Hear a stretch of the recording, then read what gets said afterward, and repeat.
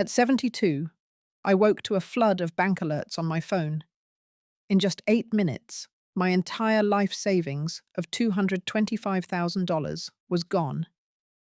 The night before, my son had handed me a glass of lemonade with a smile I thought I could trust. I lay there frozen, the taste still lingering, as a truth too heavy to bear settled in my chest. I had no idea that drink was the start of something that would break more than my bank account, and what came next would change my family forever. It started the moment I reached for my phone on the nightstand. The screen was lit with a row of unread text messages from the bank, each one colder than the last. The first said a transfer of $45,000 had been made from my account. The next, 60,000 more. By the time I reached the final alert, my chest felt tight. $225,000 gone. The timestamps showed it had all happened within 8 minutes, in the middle of the night, while I was asleep. For a moment, I just stared at the numbers. My heart pounded so hard I could hear it in my ears, a heavy drumbeat that made my hands shake. I could feel a chill moving through me, from my shoulders down to my fingertips. It was like my body understood before my mind could catch up. I sat there on the edge of my bed, the light from the phone casting long shadows on the walls, wondering how something so unreal could feel so final. I tried to tell myself it had to be a mistake. Maybe it was fraud. Maybe the bank would fix it in the morning.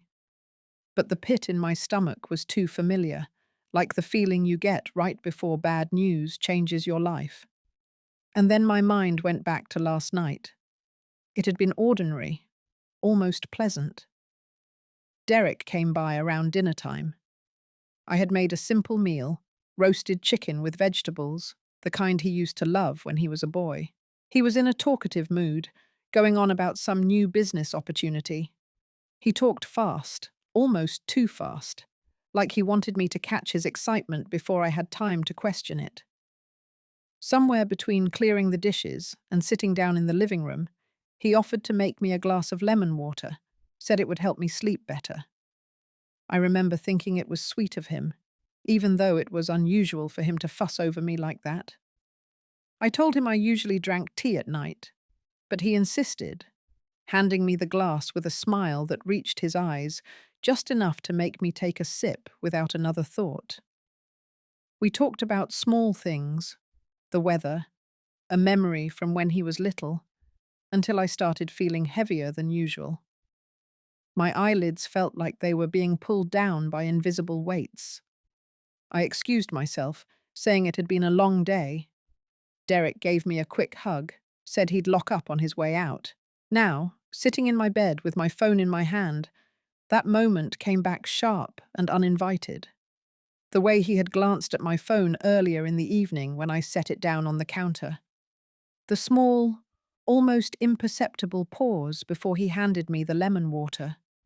The way his questions last night had felt off, casual on the surface, but digging into details about my routine, when I usually go to bed, where I keep important documents.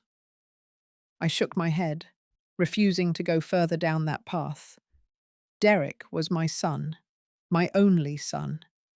I had always been there for him through every misstep, every failed plan.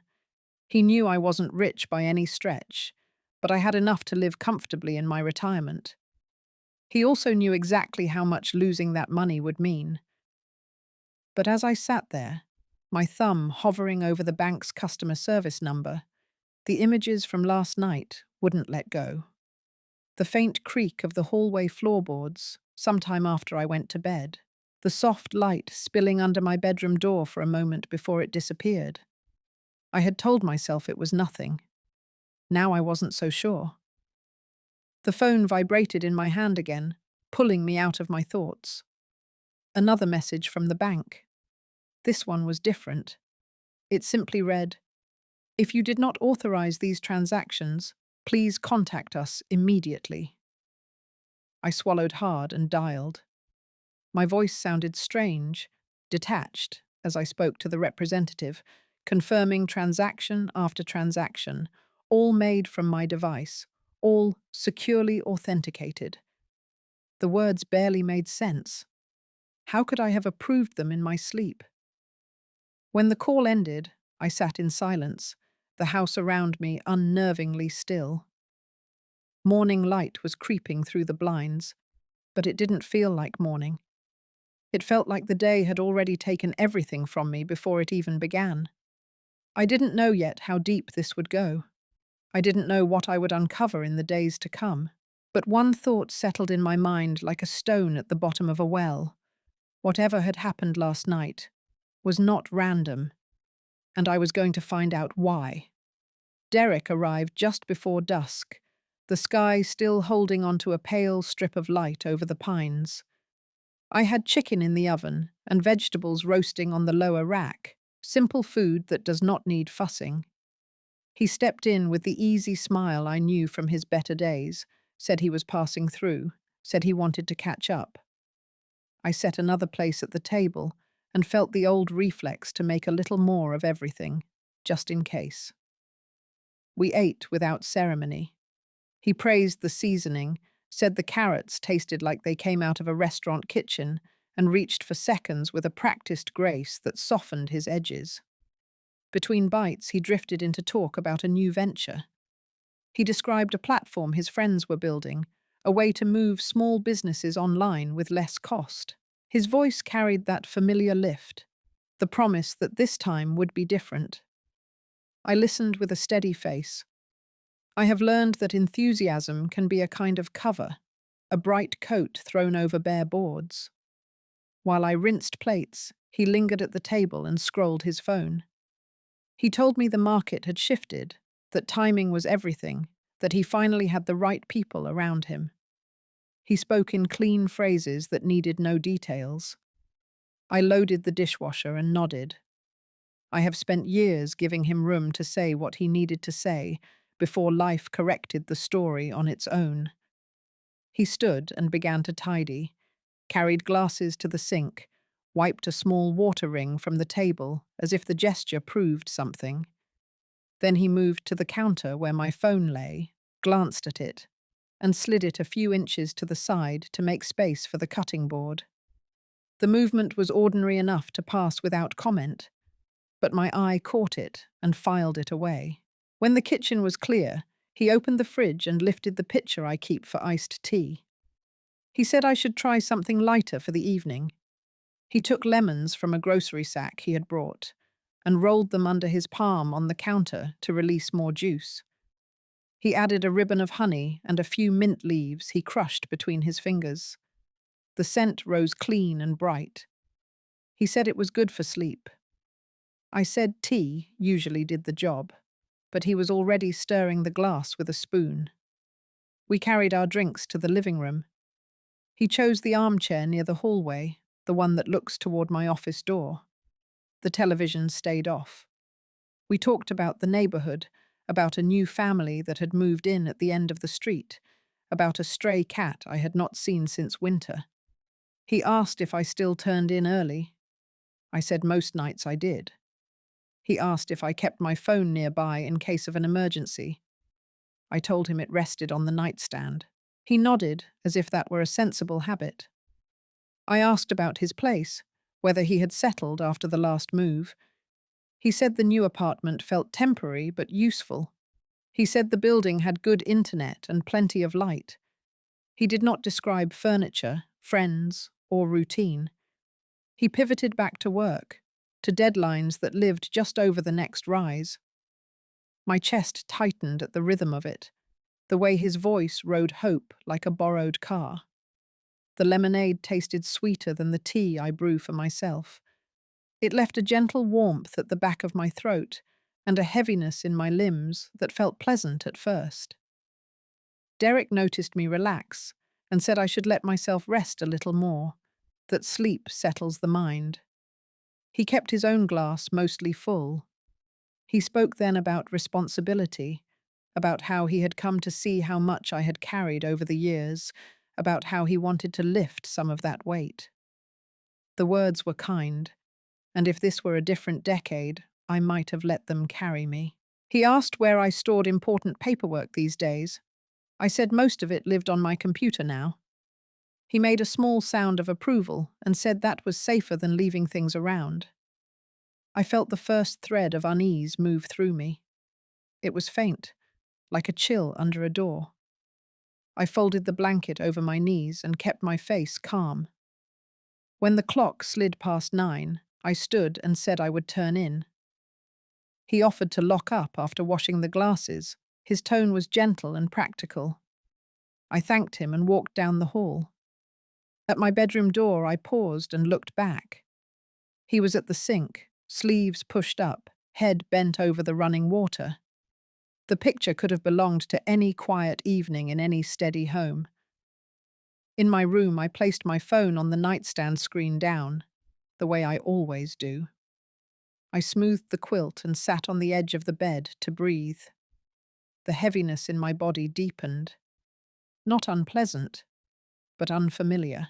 I told myself it was a long day and that I should be grateful for an early night.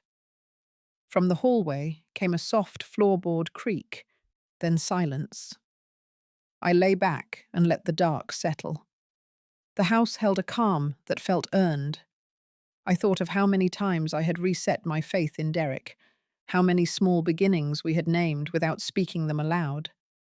I wanted to believe that this dinner marked one more of those turns. Sleep came in a slow wave. The last thing I remember was the cool ring of condensation left by my glass on the coaster and the faint hum of the refrigerator down the hall. The quiet felt honest. It would take only a few hours to learn what that quiet had been hiding. That night, the air in my bedroom felt heavier than usual, as if the walls had pulled closer. I slid under the quilt, the faint sweetness of the lemonade still on my tongue, and waited for my body to settle. The weight in my limbs was deeper now, not the clean weariness of a day spent working in the garden, but something thicker, like I had stepped into water up to my chest. The house was quiet except for the small hum of the refrigerator down the hall. I heard the front door latch click softly, but it did not open. Then a muffled creak from the old pine floorboards outside my room. They have always been honest boards, giving away every step, and I knew exactly where that sound came from. I told myself Derek was locking up, maybe checking the windows, but the rhythm of the steps was slow, measured, as if he were listening for something. Through the slit under my door, a faint wash of light broke the darkness. It flickered once, then steadied. My mind reached for the familiar. Maybe he had forgotten to turn off the kitchen light, but the angle was wrong. It came from the direction of my office. The glow shifted, dimmed, and I heard a soft scrape, the sound of a chair sliding against the rug. I turned on my side, closed my eyes tight, and focused on the even pull of my breath. Whatever was happening, I told myself it was nothing. My son was under my roof, and I had always believed that meant safety. Yet the image of my office door swinging open in the dark pressed against my thoughts. My bank files, my laptop, my small box with the deeds and the will, it all lived in there. The weight in my body made it hard to move, but I shifted slowly, letting my hand fall over the side of the bed toward my phone on the nightstand. My fingers brushed the cool glass, but I did not lift it. I listened instead. The click of my laptop opening reached me like a thread in the stillness. I imagined the glow of the screen spilling over the desk, the familiar login page waiting. The temptation to sit up, to call out, rose in my throat and lodged there. I thought of all the times Derek had stumbled, and I had steadied him, the years of second chances, the promises he had made over dinner hours earlier. My chest tightened. This was my son, and the mind resists placing certain shadows on the people it loves. Another sound came, softer than the first, a faint tapping that could only be keys. My mind played out what he might be doing, sending an email, checking a balance, moving numbers from one place to another. The thought of it scraped against me like grit in the mouth. A drawer slid open, the one on the left side of the desk. I knew the feel of that wood, the stubborn way it sometimes caught on its track. The sound stopped, then resumed, followed by the whisper of paper against paper. My breath stayed slow, though my pulse thudded in my ears. I pictured the envelope with my latest bank statement, the one I had not yet filed away. The light shifted again, dimmer this time, and I heard the quiet pad of footsteps moving back toward the hall. The floorboard outside my door gave another small groan. For a long moment the steps paused there, and I could feel the weight of someone listening. My grip on the quilt tightened. Then the steps moved away toward the kitchen. There was the sound of a cabinet opening, then the low rush of water into a glass. I tried to think of ordinary explanations. Maybe he was making another drink. Maybe he could not sleep and wanted to read emails. But the unease had rooted itself, heavy and certain, in the pit of my stomach. I lay there until the light under the door disappeared, and the creak of the armchair in the living room signaled he had sat down. A few minutes later, his footsteps went to the guest room. The door closed with a muted click. The house returned to stillness. I stared into the dark, tracing the edges of what I had heard. It could be nothing. It could be everything. My body was too heavy to sort it out now. The lemonade's sweetness had dulled to a faint aftertaste, but the haze it left was still thick around me. I turned on my back and felt the cool air on my face. My mind tried to tuck away the images, the light in the office, the sound of keys, the pause outside my door, but they stayed, like stains that refused to fade. At some point, sleep pulled me under. I dreamed of the garden in winter, the beds covered in frost, the soil locked and silent. A shadow moved among the bare branches, careful not to leave footprints in the snow. When I woke, just before dawn, the dream had already begun to dissolve, but the sense of something taken remained. The guest room door was shut. The hallway was dim with the early light, and the air held the faint scent of lemon and mint. I passed my office without looking in, walked to the kitchen, and filled the kettle. My hands moved through the familiar motions of making tea, but my mind circled back to the night's sounds. They did not belong to a stranger. They belonged to someone who knew exactly where to step, exactly where to look, and exactly how to move without waking me. The unease was still there, deep and quiet, as I carried my tea to the table. I told myself that by evening I would forget the creak of the floorboard, the light under the door, the soft scrape of a chair. But in the marrow of me, I knew those things would not be forgotten. They were waiting, patient and certain, for the morning to show me why they had come. The morning light barely crept through the curtains when my phone began vibrating on the nightstand. At first, I thought it was a single message, maybe from the community garden group or a reminder from my pharmacy. But the vibration didn't stop. One alert after another stacked on the screen, a rapid succession that made my stomach knot before I even picked it up. The first notification was from the bank, a transfer of $75,000 completed at 6:07 a.m.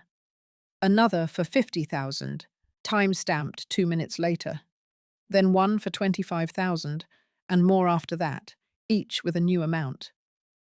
My thumb scrolled down, eyes darting to the time of each transaction. 8 minutes. In just 8 minutes, $225,000 had left my account. I sat frozen, the phone heavy in my hand. My heartbeat thudded in my ears, each beat echoing the numbers on the screen. I read them again, certain my tired eyes were playing tricks. But the digits didn't change. It felt as if the room tilted, the edges of my vision blurring. I gripped the quilt tighter, my skin prickling with cold. The first thought was pure disbelief. I had never authorized anything close to these amounts. My accounts were always secure, my passwords carefully kept in my head or on my locked devices. The idea that such large sums could vanish without my knowledge felt impossible, almost unreal. I swung my legs out of bed and stood, the floorboards cold against my bare feet. My mind reached back to the night before. The water with lemon, Derek's curious glances at my phone, his sudden interest in my habits, where I kept my laptop, the way he lingered when I unlocked my banking app. And then, the faint glow under the office door, the muted sound of typing I had tried to convince myself was nothing. The weight in my chest grew heavier. I tried calling Derek. The first ring went unanswered. The second call went straight to voicemail. I hung up before the beep. It was unlike him to leave this early in the morning, especially without finishing the coffee he always insisted on. The last I saw of him was a folded blanket on the couch and his duffel bag missing from beside it. I turned my focus back to the phone, opening the banking app in full. The screen displayed my balance, now a shadow of what it had been yesterday. Each transaction listed with a green check mark, each marked approved. The bank's note said authorized device. That phrase made my skin crawl. They were telling me these transfers had been confirmed from my own phone or computer, not by a stranger halfway across the world. I walked into the kitchen, set the phone down, and tried to steady my breathing. The kettle hissed on the stove, but the sound barely reached me over the hum in my head. I dialed the bank's customer service line. A calm, polite voice answered, asking for verification details. I recited them automatically, my own voice sounding distant.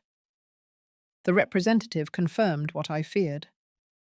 The transactions had been processed as legitimate, with the correct passwords and device ID.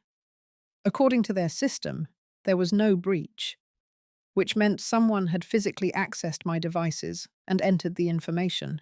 I didn't say Derek's name out loud, but his face filled my mind. The lemon water, the sudden heaviness in my limbs, the faint smell of his cologne lingering near my desk. When I ended the call, the house felt unbearably quiet. The silence was no longer comforting. It was suffocating. My home, which had always been a place of safety, now felt exposed. Every shadow seemed deeper, every sound sharper. I walked through each room, scanning for something, anything, that might explain what happened. My laptop was exactly where I'd left it, but the lid was closed, the charging cable coiled neatly, as if it had been put back with care. Too much care. I sat at the dining table, my hands clasped so tightly my knuckles ached. The disbelief was still there, but it was beginning to fray, making way for something else. A slow, creeping anger. Not the kind that bursts all at once, but the kind that settles deep, feeding on each new piece of understanding. The phone buzzed again. Another message from the bank, this time noting that all outgoing transfers for the day had been halted due to unusual activity. I stared at the words, unsure whether to feel relieved or more violated. The damage was already done. It struck me then that this wasn't a random crime. It was deliberate. Someone knew how to get into my accounts, someone who had enough access to my life to bypass every safeguard I had. And there was only one person who had been here, under my roof, within arm's reach of my belongings, just hours before the money vanished. I pressed the phone to my chest and closed my eyes, forcing my breath to slow. I wasn't ready to say the words yet, but deep down, the truth was already forming. The next step would not be panic. It would be careful, deliberate.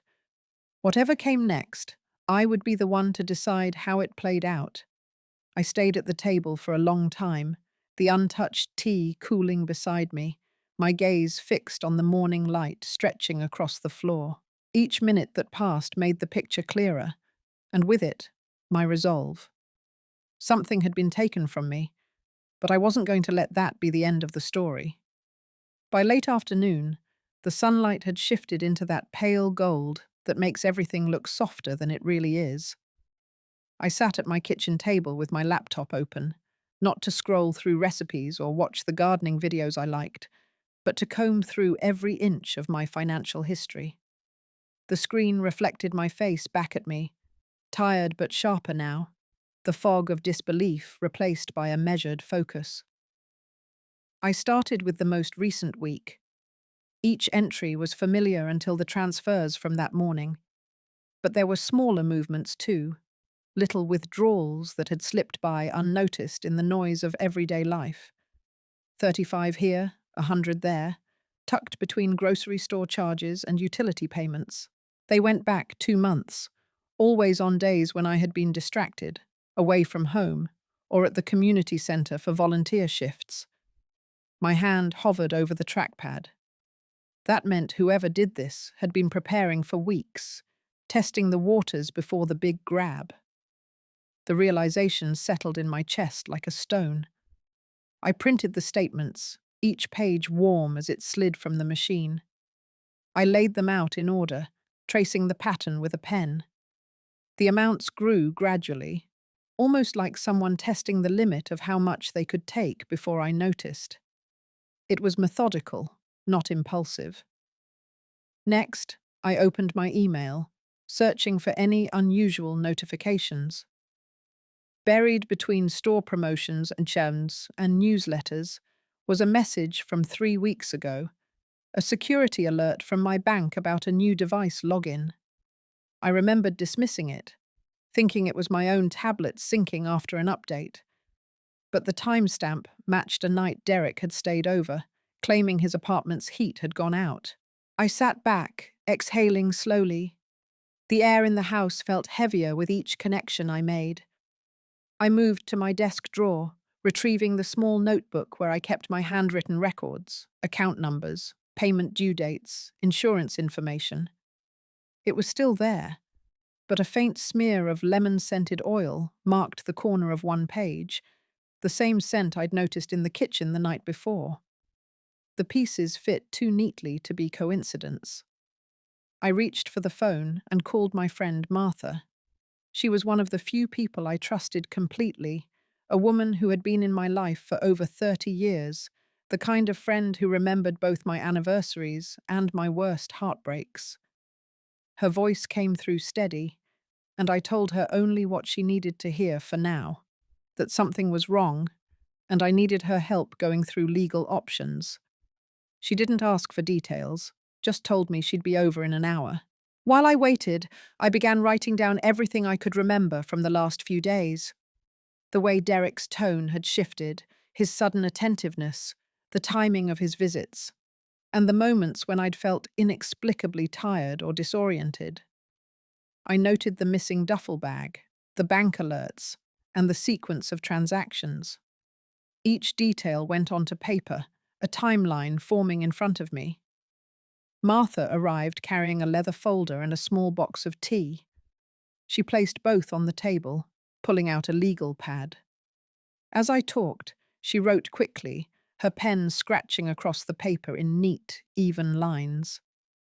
When I finished, she looked at me for a long moment, her expression unreadable, then said we would need to speak with her cousin, a retired attorney who had dealt with financial exploitation cases. I felt my pulse steady. This was the first step towards something that resembled control. We called him on speaker. His voice was warm but direct, and he asked Martha to send over copies of my statements, along with any correspondence from the bank. He explained that in cases like this, the challenge was proving intentional misconduct when the transactions appeared authorized. We would need evidence, not just suspicion. That meant securing my devices, running forensic checks, and documenting every interaction from here forward.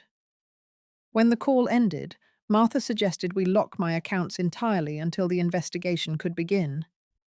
We spent the next hour on the phone with the bank, their fraud department walking me through the process. Every new password was written down on a fresh sheet of paper, stored in a sealed envelope Martha would keep for now. The house was dark by the time she left. I walked her to the door, the cool air outside carrying the scent of damp leaves. She promised to call first thing in the morning, after speaking with her cousin again. Back inside, I stood in the living room, staring at the closed office door. My laptop and phone were locked away now, the chargers unplugged.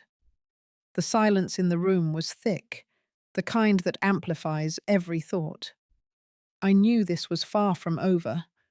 Whoever had done this would not expect me to push back. They would assume my age, my quiet nature, and my trust would keep me from taking real action. But as I gathered the printed statements into a folder, I felt something shift inside me.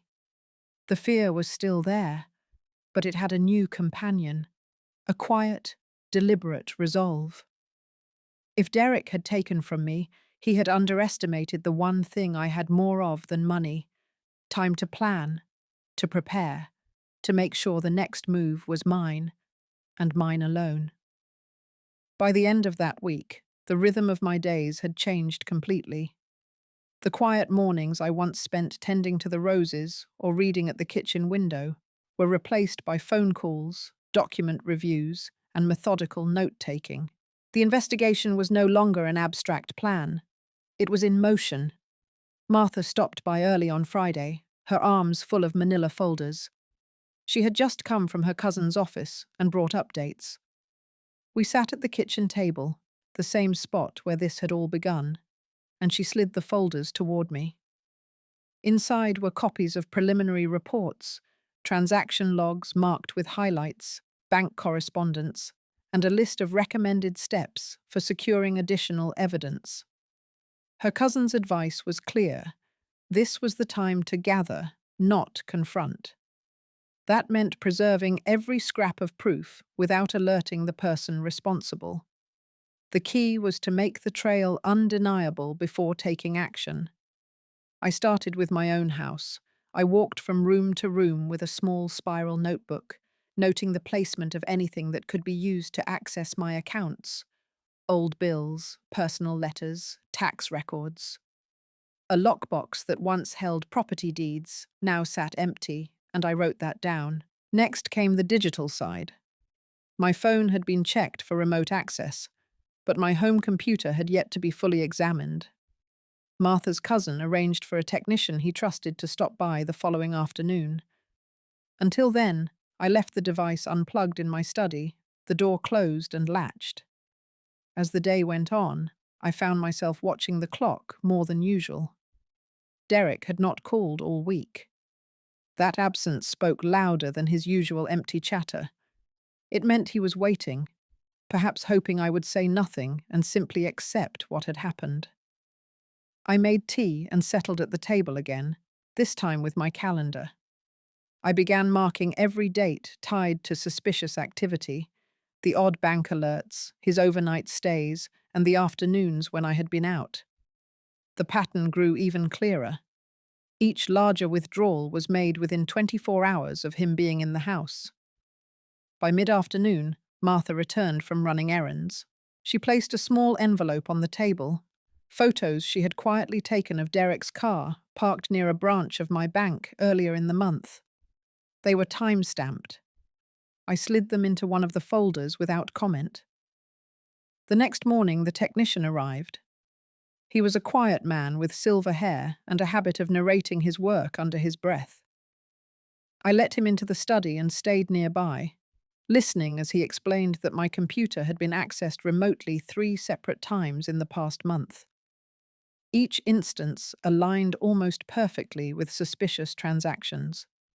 He printed a report and left a copy for me, his parting words calm but certain. Whoever had done this was not guessing at my information. They knew exactly where to look. That night, I sat in the living room with the folder on my lap. I read through every page, the weight of the evidence building until it felt almost solid in my hands. I thought about Derek's expression the last time he had been here. The false warmth, the way his eyes had scanned the room more than they met mine. I thought about the lemon scent on the notebook, the empty lockbox, the precise timing of his visits.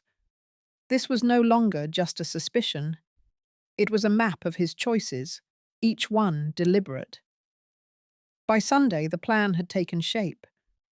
Martha's cousin would draft a formal statement for the bank's fraud division, supported by the evidence we had collected. Once the bank opened a case, the matter would move into legal territory, giving us leverage. We would not confront Derek directly until the process was underway. An unexpected move would strip him of time to cover his tracks. That evening, Martha came by again, and we sat in the fading light of the kitchen. I told her I was ready, not just to protect what was left, but to reclaim the ground I had lost. She nodded, her eyes steady, and said the hardest part would be staying silent while the gears of the process turned. I understood. Silence, in this case, was not surrender. It was strategy. When she left, I locked the front door and walked slowly through the house, checking each window, each latch. The rooms felt different now. Not entirely safe, but not entirely vulnerable either. Somewhere between the two, I had found the space to breathe. I placed the folder of evidence back in its drawer and closed it with care. This was no longer a story about what had been taken from me. It was becoming a story about what I would take back. Monday morning began with a sharp chill in the air, the kind that made every sound feel more defined. I was already awake before the sun came up, the folders of evidence laid out on my dining table in precise order. Every page had been read and reread until I could almost recall the dates and figures without looking. The plan was no longer just an idea. It was moving toward its first real step. Martha arrived with coffee and a determined look. She had spoken with her cousin late the night before, and the instructions were clear. It was time to submit the packet to the bank's fraud division. Doing it early in the week would give them time to act before Derek had a chance to make any sudden moves. We went over the documents one last time, checking signatures, confirming dates, and making sure nothing in the sequence left room for doubt.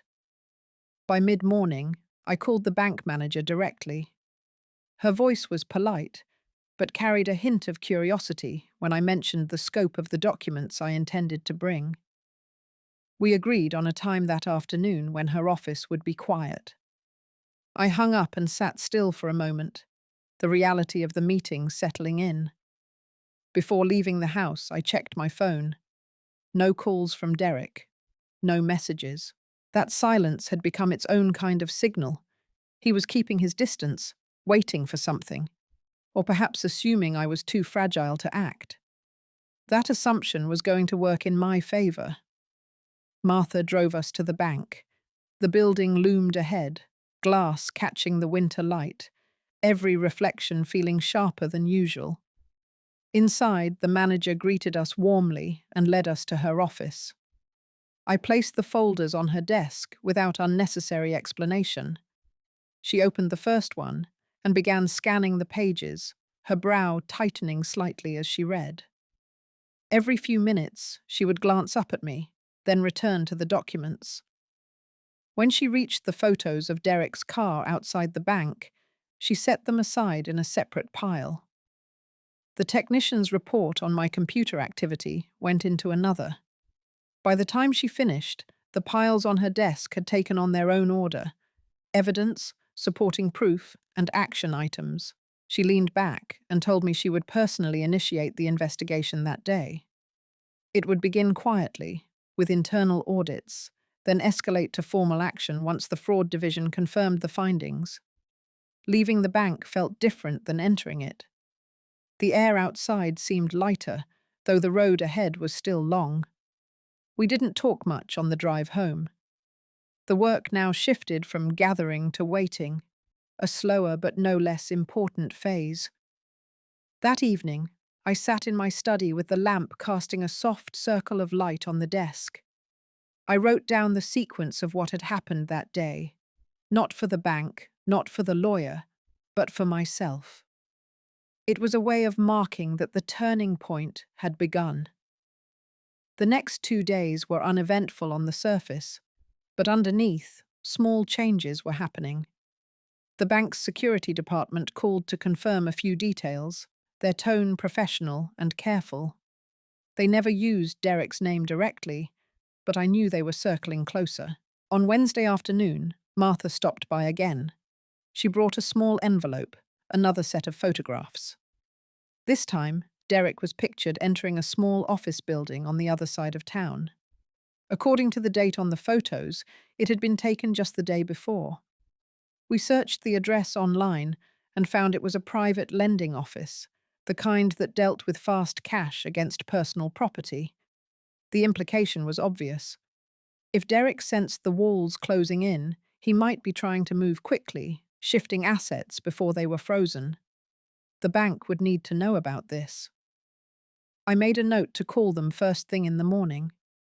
That night, I walked through the house, pausing at the front window to watch the street. The neighborhood was quiet, but my mind was steady, not restless. Every step I took from here on out had to be deliberate, leaving no trace that could tip my hand.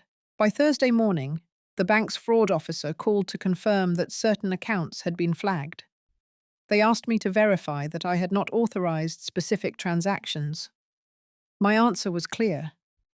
The officer's voice was calm, but I could hear the undertone of movement. Things were progressing.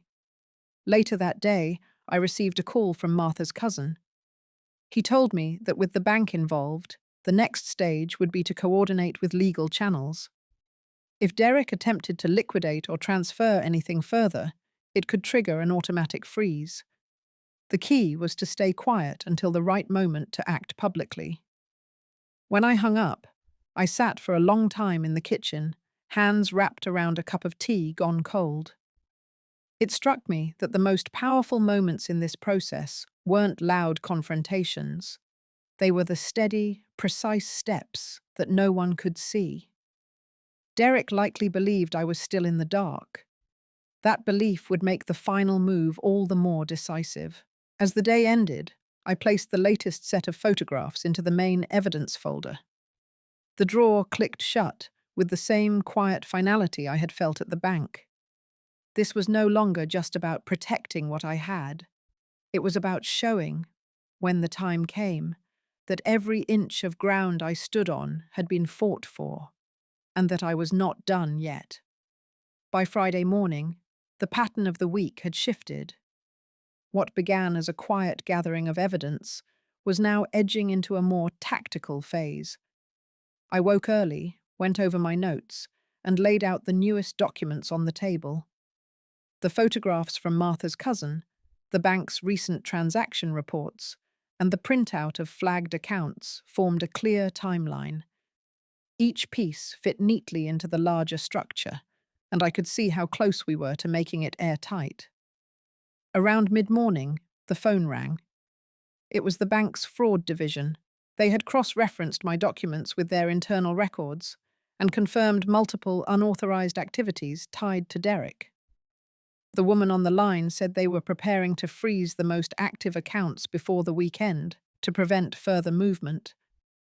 Her voice carried that same careful professionalism, but I could tell the decision had already been made. I thanked her, hung up, and sat back in my chair. The freeze would change everything.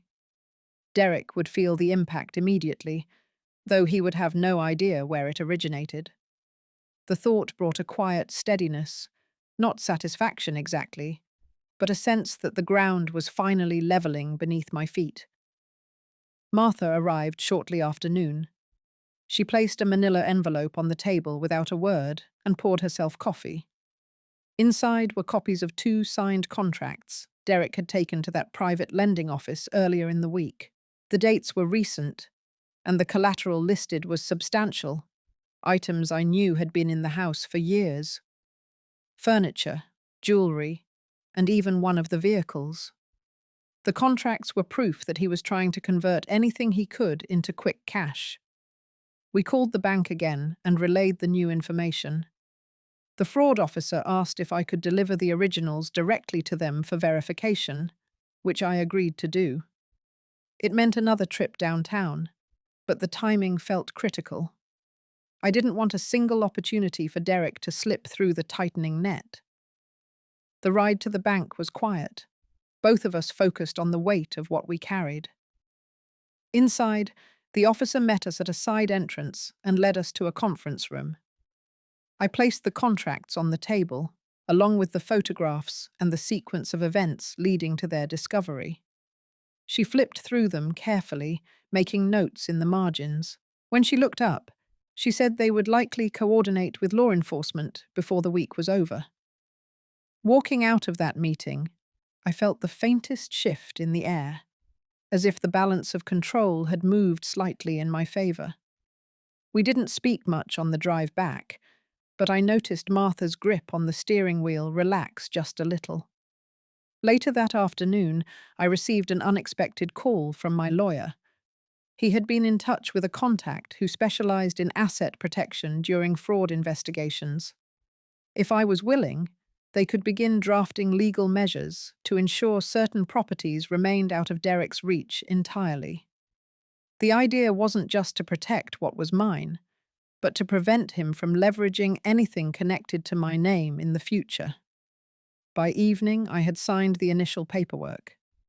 It was a set of instructions outlining which assets were to be shielded under a trust, with clear clauses that would prevent transfer without my explicit consent. The lawyer said it could be filed immediately and would become effective as soon as it was recorded. The house was quiet that night. I moved slowly through the rooms, noticing the details that had always been there. The curve of the banister, the worn edge of the kitchen table, the framed photographs along the hallway. These were pieces of a life built over decades, and the idea of someone trying to strip them away in a matter of weeks had once felt unbearable. Now, with each careful step, I understood that the fight was no longer about loss, it was about preservation. Saturday morning brought a short email from the bank. The freeze had been executed late the night before. Multiple transactions had been stopped in progress, including a large withdrawal Derek had attempted. I read the message twice, feeling a calm certainty settle in. It wasn't the end, but it was the first visible crack in his plans. Martha came over with fresh bread from the bakery and the quiet satisfaction of someone who had just heard the news. We sat at the table, tearing pieces of bread, not needing to speak much. The silence between us carried more meaning than any hurried conversation. The rest of the weekend was uneventful on the surface. Derek didn't call, and there were no unexpected visitors. But I knew the stillness was temporary.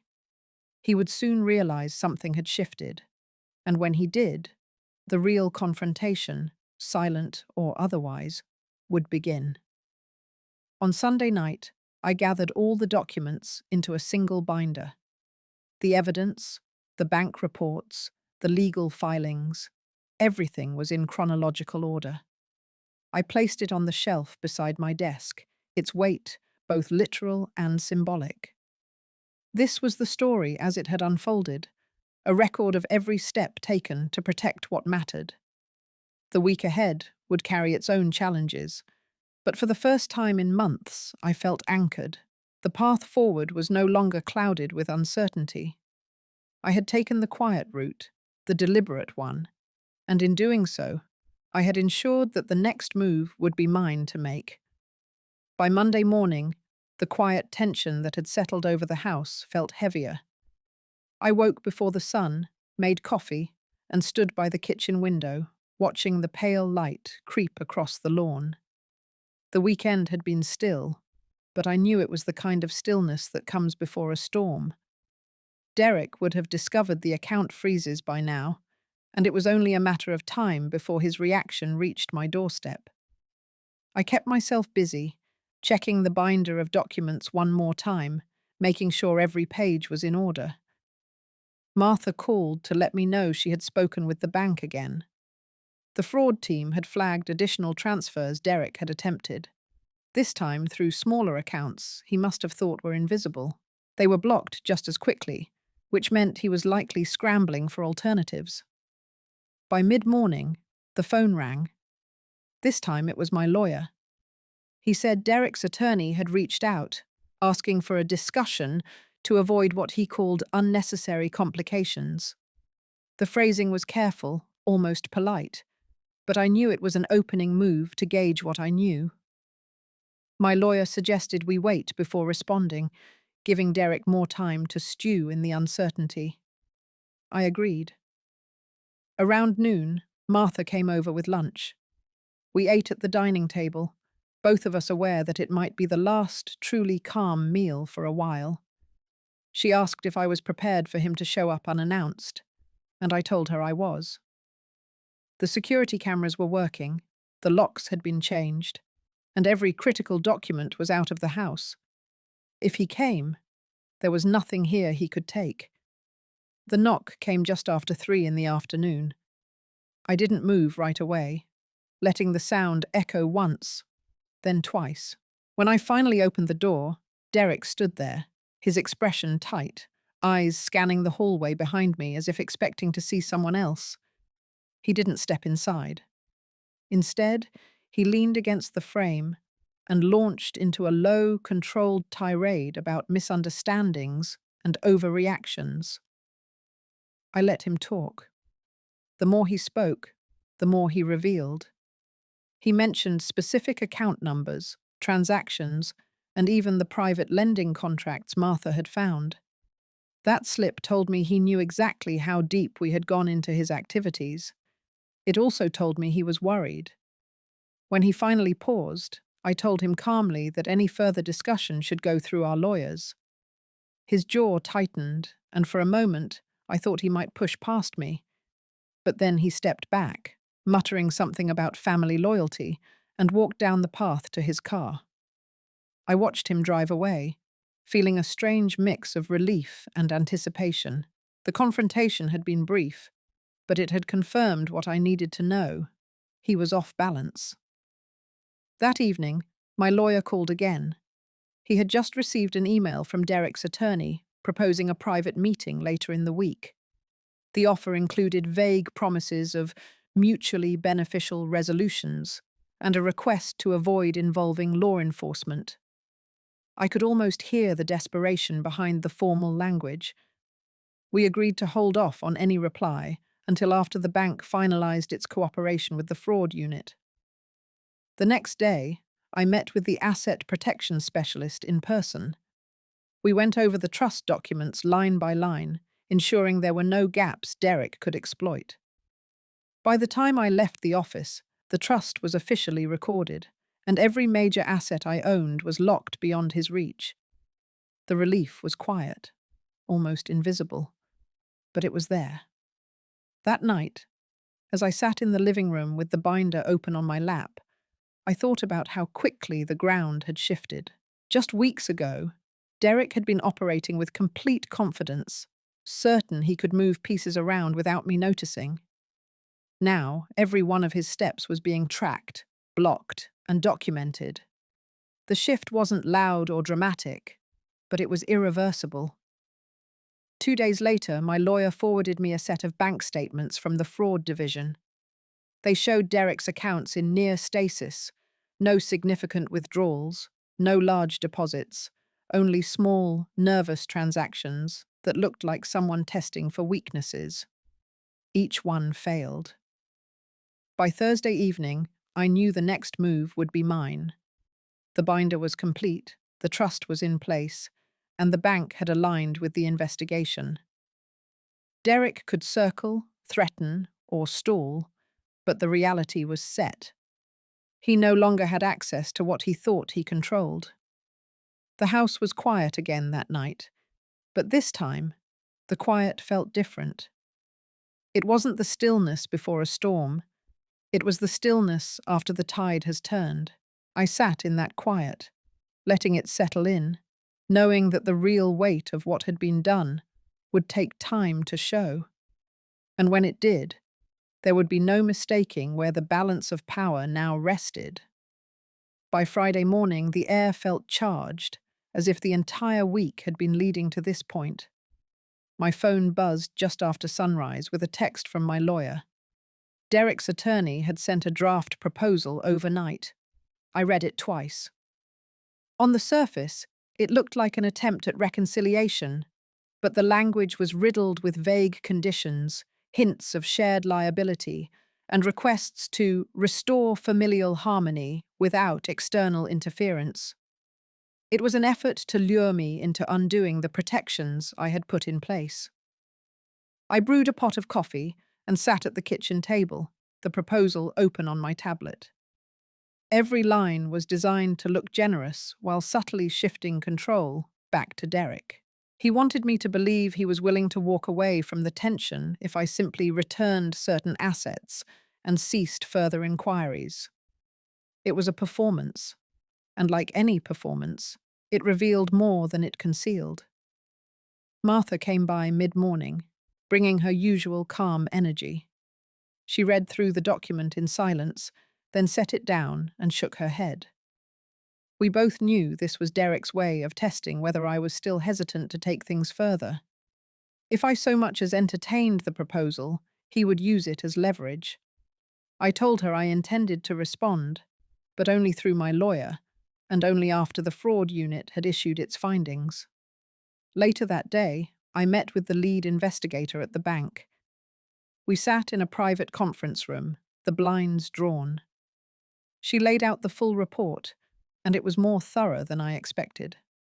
The pattern of withdrawals, the timing of transfers, the linked accounts, all of it formed a clear picture of deliberate misappropriation. They had also uncovered evidence of accounts in other states, which suggested Derek had been moving funds for far longer than I had suspected. By early afternoon, I was back home, sifting through my notes, aligning them with the bank's report. Every page I compiled felt like another brick in a wall Derek would not be able to climb over. My lawyer called again, his tone steady. He advised we prepare a counter-proposal, not to accept any terms, but to make it clear we were in full control. The counter would be short, precise, and leave no room for negotiation outside legal channels. That evening, as I sat in the living room, I noticed how my thinking had shifted. This was no longer about reacting to Derek's moves. The dynamic had flipped. He was chasing, I was setting the pace. Even his attempts at intimidation, short, clipped messages sent through his attorney, were losing their edge. The more he reached, the more obvious his position became. Saturday was spent in quiet preparation. Martha and I went through the trust documents again, confirming each clause that made the assets untouchable. I placed the final, notarized copies in the safety deposit box. The act felt symbolic, as though I was locking away not just my property, but also the years of silent tolerance I had allowed him. By Sunday afternoon, I received a brief update from the investigator. The bank had formally frozen all accounts linked to Derek pending legal review. This meant he could not access any of the funds in question without clearance. And clearance was not coming. The message was clear, even without being said outright. He was cornered. That night, as the house settled into its usual quiet, I stood by the window looking out at the darkened street. My reflection stared back, steady and unflinching. The woman who had once ignored the signs, who had allowed her own space to be quietly diminished, was no longer here. Every choice I had made in the past 2 weeks had built a structure Derek could not see until it was too late. The phone buzzed one last time before I went to bed. Another message from my lawyer, confirming that the counter-proposal had been sent. It contained no openings for negotiation, no hints of compromise, just a firm statement of facts, backed by the documents and the investigation. The next move, if there was one, would have to come from Derek. And for the first time, I felt no dread about what that move might be. The shift was complete. I no longer felt like I was waiting for the storm. I had become the one setting the weather. Monday began with a stillness that felt deliberate, as though the world itself was holding its breath. The bank investigator had confirmed over the weekend that all linked accounts were frozen, but now the effect of that decision was starting to ripple outward. By mid-morning, my lawyer forwarded an email from Derek's attorney, this time stripped of the overconfident tone that had marked earlier messages. It was brief, almost clipped, requesting a clarification of my position and hinting at a willingness to consider alternative resolutions. I didn't need to read between the lines. Derek was feeling the pressure. Without access to the funds, without the ability to maneuver financially, he was cornered in ways that were both practical and personal. This was no longer about just money. His image, the one he cultivated so carefully among his peers, was starting to fracture. Martha came over just after lunch with a folder of documents we had compiled over the last few weeks. She had labelled every section clearly, highlighting the most damaging pieces of evidence in the bank's report. As we reviewed them together at the kitchen table, I could see the framework of the case becoming more defined. Every transaction, every paper trail told a story, and the story was not one Derek would want told in public. By late afternoon, my lawyer called with a development that sharpened the entire picture. The fraud unit had formally escalated the matter to the district attorney's office. That meant it was no longer just a civil dispute.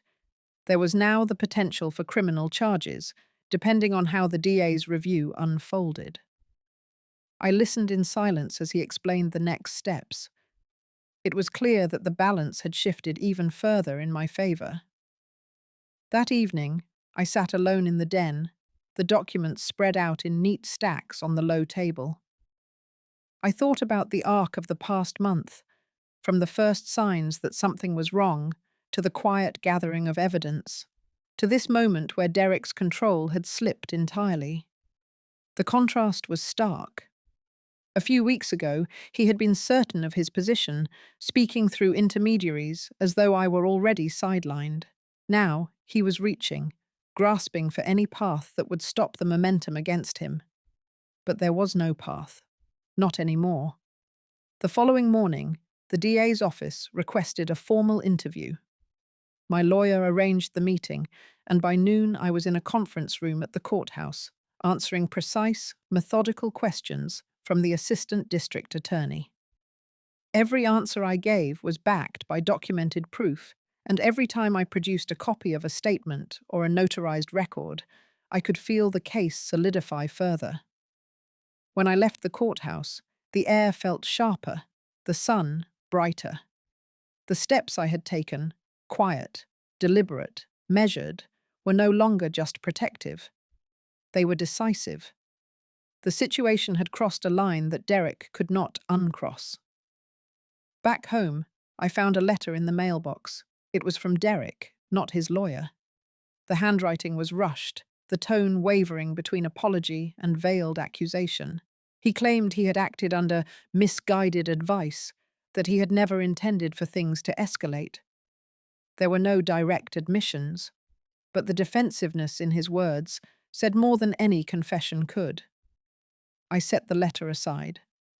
It was too late for him to rewrite the past. That night, I placed the final copy of the DA's intake report in the same safety deposit box where the trust documents were stored. As I locked the box, I felt a quiet certainty settle over me. The process was far from over, but my position was no longer in doubt. Derek's reach had been cut off, his influence dismantled piece by piece, not by confrontation, but by precision. The days ahead would be about resolution, but not reconciliation. I had learned too much to step back into the old patterns. And as I closed the door to the bank vault and stepped back into the cool evening air, I knew that whatever came next, I would meet it on my terms. The final meeting at the courthouse came on a clear morning, the kind where the light falls evenly, without glare or shadow. I sat beside my lawyer as the assistant district attorney summarized their findings. Derek's actions, combined with the paper trail we had built, had left little room for dispute. The settlement terms were straightforward, final, and binding.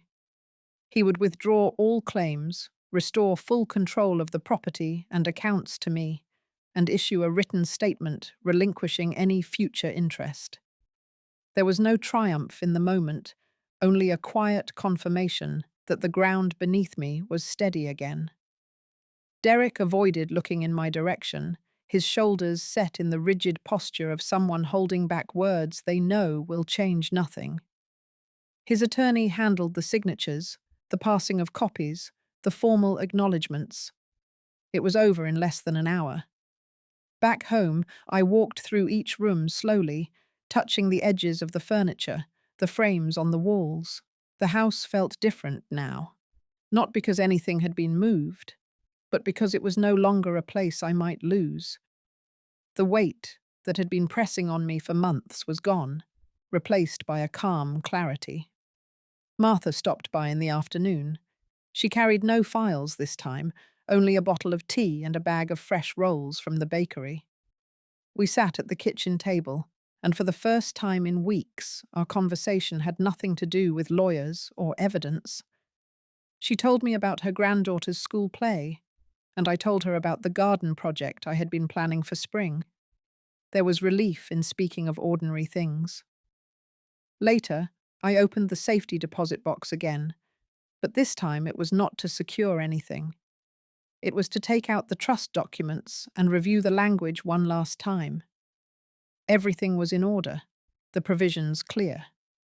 When the time was right, the assets would pass into the hands of the foundation I had established quietly months ago. The focus would be on education and practical support for women rebuilding their lives after financial or personal loss. That was the legacy I wanted, not a contested will or a family divided by resentment. As evening settled, I brewed a pot of tea and sat by the window. The neighborhood was quiet, the street lamps casting soft pools of light on the pavement. I thought about the path that had brought me here, the decisions made in silence. The careful steps taken when speaking too soon would have weakened my position. It would have been easy to let anger define these months, but that was never the choice I wanted to make. What mattered was reclaiming my place on my own terms, not proving a point to someone who had already shown me who they were. When I turned out the lights that night, the house seemed to breathe with me. Every lock was in place, every document secured, every plan aligned. The chapter was closed, not with spectacle, but with certainty. And that, I realized, was the best ending I could have asked for. Sometimes the hardest victories are the quiet ones, the moments no one else sees when you choose dignity over revenge. This story was not about winning in court or outmaneuvering someone. It was about refusing to let them rewrite who you are. If you've ever faced a situation where silence and patience were your greatest tools, you know the strength it takes. What matters most in the end is not that others recognize your victory, but that you walk away knowing you kept your ground, your values, and your peace. Would you have chosen the same path?